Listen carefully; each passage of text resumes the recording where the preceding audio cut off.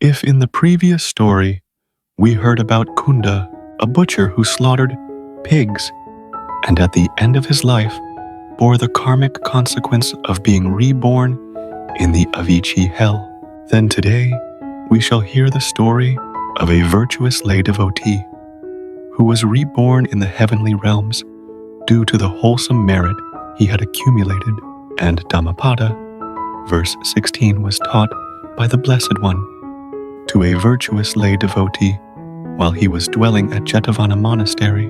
It is said that in Savatthi there lived 500 faithful lay followers, and each had 500 lay attendants. The chief among those faithful supporters had 7 sons and 7 daughters. Each of the children regularly made offerings by drawing lots to present thick rice gruel and other kinds of food. In addition, they provided regular meals, end-of-month offerings, beginning-of-month offerings, special invitation meals, observance day meals, meals for visiting guests, and offerings for the Rains Retreat Vasa. All these children belong to the next generation. Thus the chief, lay supporter, together with his wife and 14 children, maintained 16 kinds of offerings. That virtuous and upright lay devotee, together with his wife and children, rejoiced in arranging acts of dana almsgiving. After some time, the lay devotee fell ill, and his health declined. Wishing to hear the Dhamma, he sent word to the Blessed One, requesting that 8 or 16 bhikkhus be sent to him. The Blessed One dispatched the bhikkhus, and they immediately went and gathered around his bed, sitting down in the places prepared for them. The lay devotee said, "Venerable sirs, it is now difficult for me to behold you, for I am very weak. Please chant for me a single sutta. Which sutta would you like to hear?" Householder, the Satipatthana Sutta, proclaimed by all the Buddhas.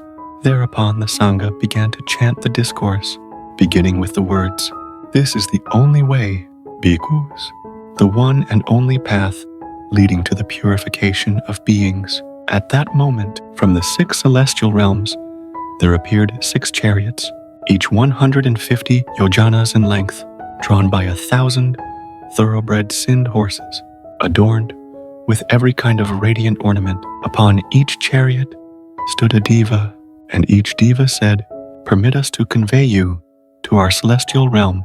And they continued, "Just as one would break a clay pot and replace it with a golden vessel, even so, a being reborn in the heavenly realms will enjoy happiness in our celestial world." The lay devotee, not wishing to be interrupted while listening to the Dhamma, pleaded, Wait. The bhikkhus thought that he was speaking to them, and so they stopped chanting the Dhamma. His sons and daughters cried out, "Formerly, our father would never consider that he had heard enough of the Dhamma. Yet now, after inviting the bhikkhus and requesting them to chant, he himself stops them. In the end, there is no one who does not fear death." The bhikkhus conferred among themselves, "This is not the time to remain," and at once they rose from their seats and departed. After a while, the faithful lay devotee regained consciousness and asked his children, "Why are you weeping?" They replied, "Dear father, you invited the bhikkhus, and while listening to the Dhamma, you yourself stopped them from chanting. We wept, thinking that in the end, no one is free from fear of death. But where are the venerable bhikkhus?" The bhikkhus said among themselves, "This is not the time to remain," and immediately rose from their seats and departed. My dear children, I was not speaking thus to the venerable bhikkhus. Then to whom were you speaking? Dear father, from the 6 celestial realms, 6 divas appeared, each standing upon a splendidly adorned chariot suspended in the air. They said to me, "Come and enjoy happiness in our heavenly realm." And I replied to them, Wait. Dear father, where are those chariots? We do not see them. Do we have a garland? Yes. Father, we do. Which heavenly realm is the most blissful? Dear father, the most blissful is the Tusita heaven, where the parents of the Buddhas dwell. together with all the future Buddhas. Very well. Then cast a garland upward into the air and say, may this garland fasten itself to the chariot of the two-seated heaven. The children of the faithful lay devotee cast the garland upward, and it fastened upon the wheel of a chariot, suspended in the air. The children saw the garland hanging in mid-air, but they did not see the chariot. The lay devotee asked, do you see the garland? Yes, we see it. This garland is hanging upon the chariot that has come from the two-seated heaven. I am about to depart for the two-seated heaven. Do not grieve. If you wish to be reborn with me, perform meritorious deeds as I have done.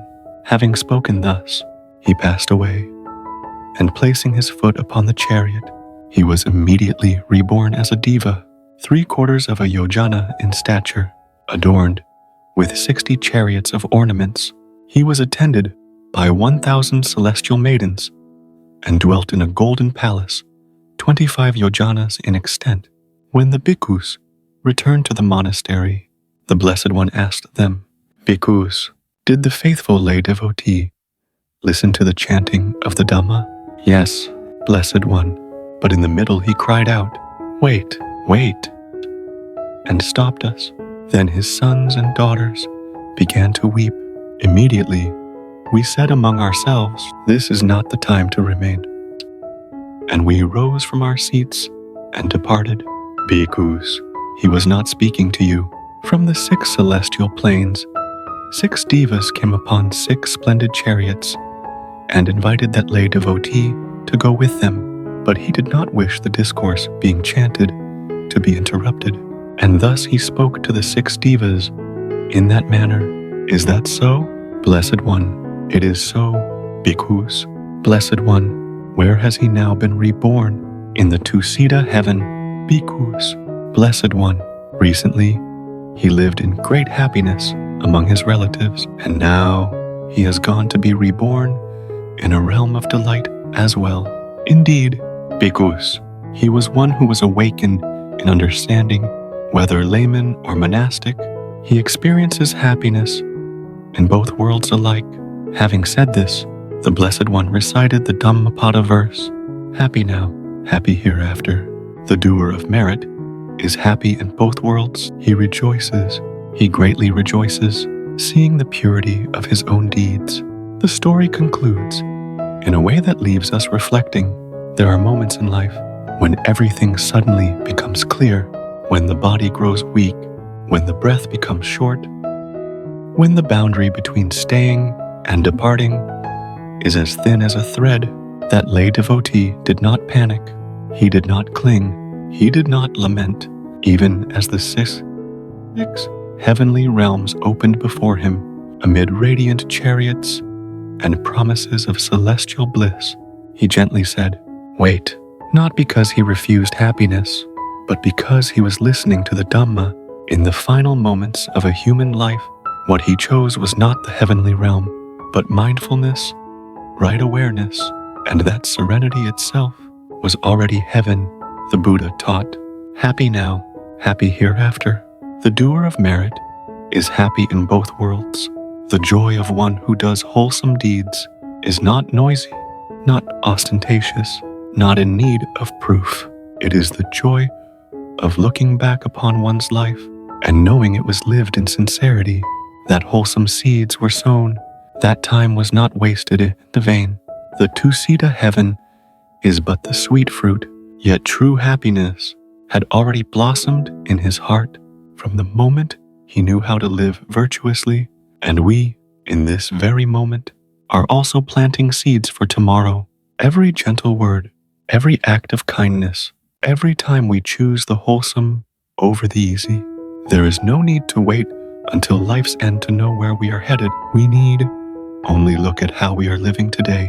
For one who understands the practice of merit does not rejoice only in the hereafter, but abides in peace within each present breath.